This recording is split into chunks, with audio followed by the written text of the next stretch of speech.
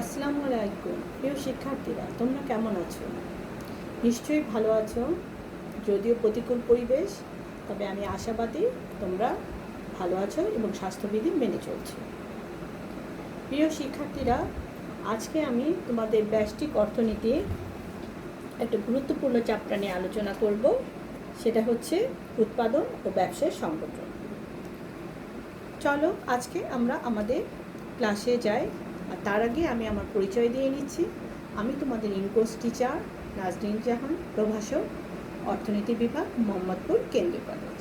চলো শিক্ষার্থীরা, আমরা আমাদের নিয়মিত ক্লাসে ফিরে যাই। প্রিয় আমার হিসাব বিজ্ঞান ও ফিনান্স অ্যান্ড ব্যাংকিং বিভাগের অনার্স প্রথম বর্ষের শিক্ষার্থীরা, আমি আগেও বলেছি, এখনও বলছি, আমাদের কোর্স কি? ব্যষ্টিক অর্থনীতি। আজকে আমরা আলোচনা করব কি? উৎপাদন এবং ব্যবসায়ী সংগঠন। এই চ্যাপ্টারে কিছু কিছু গুরুত্বপূর্ণ প্রশ্ন নিয়ে আজকে আমরা আলোকপাত করি। প্রথমেই রয়েছে কি? উৎপাদন তত্ত্ব বলতে আমরা কি বুঝি বা উৎপাদন তত্ত্ব কি? উৎপাদন তত্ত্বে উৎপাদন সম্বন্ধে যাবতীয় তথ্যাবলী ও কৌশল নিয়ে বিশদ আলোচনা করা হয়। উৎপাদন তত্ত্বের মূল বিষয় হলো ফার্ম বা শিল্পের আচরণগত বিভিন্ন দিক নিয়ে আলোচনা, বিশ্লেষণ ও সিদ্ধান্ত গ্রহণ ইত্যাদি।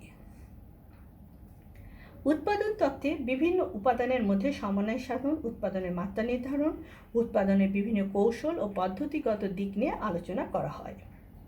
অতএব কোনো ফার্ম বা শিল্প উৎপাদনের বিভিন্ন উপাদান বা উপকরণ কোনো পদ্ধতিতে ব্যবহার করে স্বল্প খরচ সাপেক্ষে উৎপাদন করতে পারে এবং কীভাবে ভারসাম্য অবস্থায় পৌঁছায়, যে তত্ত্বে এগুলো নিয়ে আলোচনা করা হয় তাকেই বলা হচ্ছে উৎপাদন তত্ত্ব। এরপরে আসে কি? উৎপাদন কি বা what is the mean by production. সাধারণত উৎপাদন বলতে কোনো দ্রব্য সামগ্রী সৃষ্টি করাকে বোঝায়, কিন্তু অর্থনীতিতে উৎপাদন শব্দটি একটি বিশেষ অর্থে ব্যবহৃত হয়। প্রকৃতপক্ষে মানুষ কোনো কিছু যেমন সৃষ্টি করতে পারে না, আবার ধ্বংসও করতে পারে না। মানুষ শুধুমাত্র প্রকৃতি প্রদত্ত সম্পদকে রূপ বা আকৃতি পরিবর্তন করে নতুন উপযোগ সৃষ্টি করে মাত্র। সুতরাং অর্থনীতিতে উৎপাদন বলতে নতুন উপযোগ সৃষ্টি করাকে বোঝায়। যেমন ধরো, বনের কাঠ প্রকৃতির দান।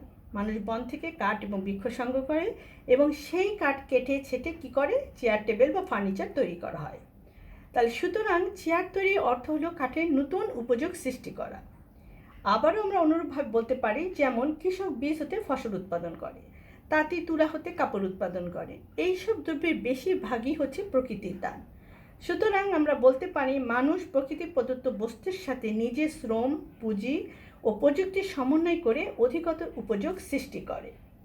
অধ্যাপক মার্শালের মতে কি বলেছেন, বা বিভিন্ন অর্থনীতিবিদ বিভিন্নভাবে সংজ্ঞায়িত করেছেন।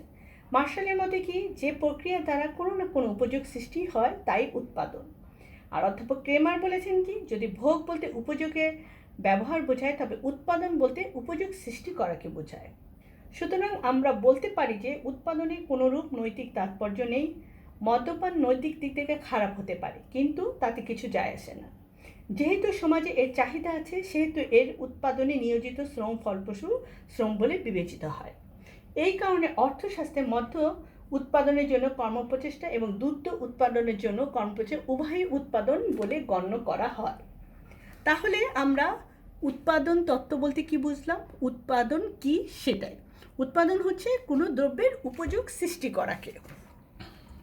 এরপরে আসি উৎপাদনের উপাদান কি কি। আমরা আগেও বলেছি উৎপাদনের উপাদান চারটি। কি কি? ভূমি, শ্রম, মূলধন এবং সংগঠন।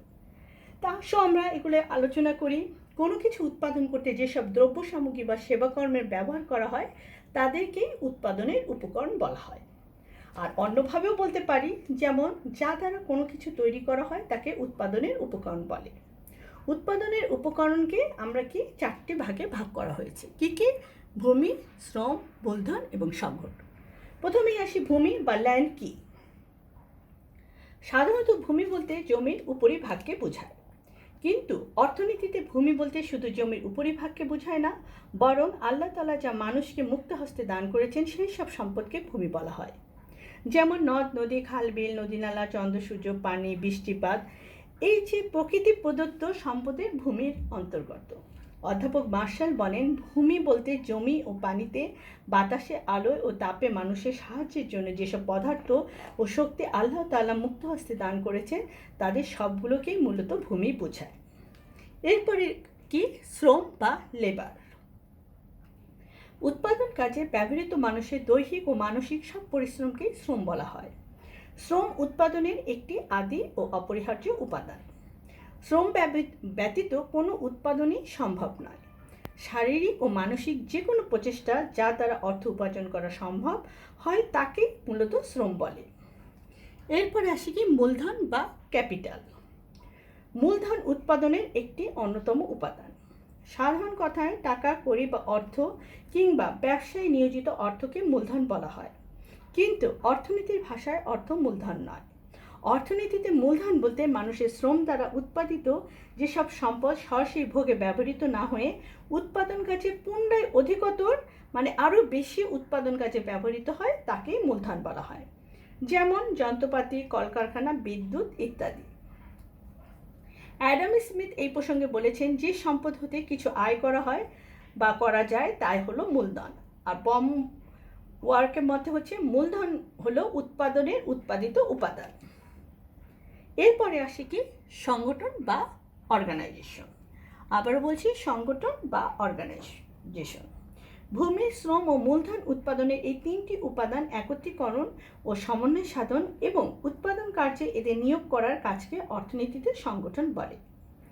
সংগঠনের পক্ষে যিনি দায়িত্ব পালন করেন তাকে সংগঠক বলা হয়।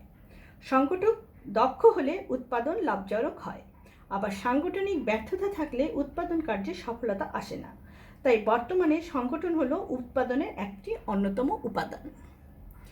এরপরে আমরা বলবো উৎপাদনের যে বিভিন্ন উপাদান রয়েছে তাদের বৈশিষ্ট্যগুলো কী কী। যেমন ধরো, এই যে আমি বললাম উৎপাদন কি? ভূমি, শ্রম, মূলধন, সংগঠন। এদের আবার ভূমির বৈশিষ্ট্য কী, শ্রমের বৈশিষ্ট্য কী, মূলধনের বৈশিষ্ট্য কী, আমরা সংগঠনের বৈশিষ্ট্য কী আমরা আলোকপাত করব। চলো প্রথমেই আলোচনা করি ভূমির বৈশিষ্ট্য। আমি আবারও বলছি যে আমাদের উৎপাদন উপাদান কি? 4টি। তাহলে ভূমির বৈশিষ্ট্য কি? প্রথমেই আসে ভূমি প্রকৃতির দান। ভূমির প্রধান বৈশিষ্ট্য হলো যে এটি প্রকৃতির দান। মাটির উর্বর শক্তি, সূর্যালোক, বৃষ্টিপাত, আবহাওয়া, খনিজ সম্পদ, বনজ সম্পদ এই ইত্যাদি সব কিছুই প্রকৃতি প্রদত্ত। এই জন্য ভূমির কোনো উৎপাদন খরচ বা যোগান দাম নেই।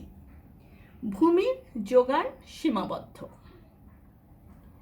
অর্থাৎ মানুষ তার চেষ্টা দ্বারা ভূমির পরিমাণ হ্রাস বৃদ্ধি করতে পারে না। ভূমি সহ যাবতীয় প্রকৃতির সম্পদের যোগান নির্দিষ্ট। এরপরে কি আসে? ভূমির গুণাগুণ ও অবস্থানের তারতম্য। ভূমির আরেকটি বৈশিষ্ট্য হলো এর গুণাগুণ ও অবস্থাগত পার্থক্য। সকল জমি একই গুণসম্পন্ন নয়, আবার অবস্থানের দিক দিয়েও বিভিন্ন স্থানের জমির মধ্যে যথেষ্ট পার্থক্য রয়েছে। এরপরে কি আসছে? ক্রমহ্রাসমান প্রান্তিক উৎপাদন বিধির প্রযোজ্যতা। ভূমির অন্যতম বৈশিষ্ট্য হলো ক্রমহ্রাসমান প্রান্তিক উৎপাদন বিধির প্রযোজ্যতা। ভূমির যোগান সীমাবদ্ধ বলে অধিকাংশ ক্ষেত্রে উৎপাদন বৃদ্ধি করার জন্য একই জমিতে অধিক পরিমাণে শ্রম ও মূলধন নিয়োগ করতে হয়। এর ফলে মোট উৎপাদন বৃদ্ধি পায় বটে, তবে তা ক্রমহ্রাসমান হারে বৃদ্ধি পায়। এরপরে কি বলা যাচ্ছে কি? ভূমি স্থানান্তরযোগ্য না, অর্থাৎ ভূমিকে এক স্থান থেকে অন্য স্থানে স্থানান্তর করা যায় না। উৎপাদনের অন্যান্য উপাদান যেমন ভূমি, শ্রম, মূলধন বা সংগঠন এক স্থান থেকে অন্য স্থানে স্থানান্তর করা যায়, কিন্তু ভূমির ক্ষেত্রে তা সম্ভব নয়। ভূমির অন্যতম বৈশিষ্ট্য হলো এর কোনো ভৌগোলিক গতিশীলতা নেই। এরপরে আমরা আলোচনা করব শ্রমের বৈশিষ্ট্য। প্রথমেই আসি, শ্রম একটি ক্ষণস্থায়ী উপাদান। জমি অব্যবহৃত থাকলেও তা নষ্ট হয় না, কিন্তু কোনো শ্রমিক যদি একদিন কাজ না করে তাহলে সেই দিনের শ্রম চিরদিনের জন্য নষ্ট হয়ে যায়। শ্রম যেমন ক্ষণস্থায়ী, তেমনি এটি একটি ধ্বংসশীল উপাদান। এরপরে কি আসে? শ্রম এবং শ্রমিকের সম্পর্কের অবিচ্ছেদ্য। এর কথা হচ্ছে, শ্রমিক থেকে শ্রমকে বিচ্ছিন্ন করা যায় না। জমি ও জমির মালিক, মূলধন ও মূলধনের মালিক এক নয়, এতে পৃথক ও স্বতন্ত্র অস্তিত্ব রয়েছে। কিন্তু শ্রম, শ্রমিকের অঙ্গীভূত শ্রম এবং শ্রমিকের সম্পর্ক অবিচ্ছেদ্য। এরপরে কি আসে? যে উৎপাদন ক্ষেত্রে শ্রমিকের উপস্থিতি অপরিহার্য। চাষের সময় জমির মালিকের সশরীরে উপস্থিতির প্রয়োজন হয় না। একইভাবে মূলধনের মালিক অর্থাৎ পুঁজিপতিকে উৎপাদন ক্ষেত্রে সশরীরে উপস্থিতির প্রয়োজন পড়ে না, কিন্তু উৎপাদন ক্ষেত্রে শ্রমের যোগান দিতে হলে শ্রমিককে অবশ্যই সশরীরে উপস্থিত থাকতে হবে। তারপরে আসছে কি, শ্রম একটি গতিশীল উপাদান, অর্থাৎ শ্রম একটি সচল বা গতিশীল উপাদান। জমিকে এক স্থান থেকে যেমন অন্য স্থানে স্থানান্তর করা যায় না, কিন্তু শ্রমিক সহজেই এক স্থান থেকে অন্য স্থানে যাতায়াত করতে পারে। উৎপাদন ক্ষেত্রে শ্রম একটি সচল উপাদান।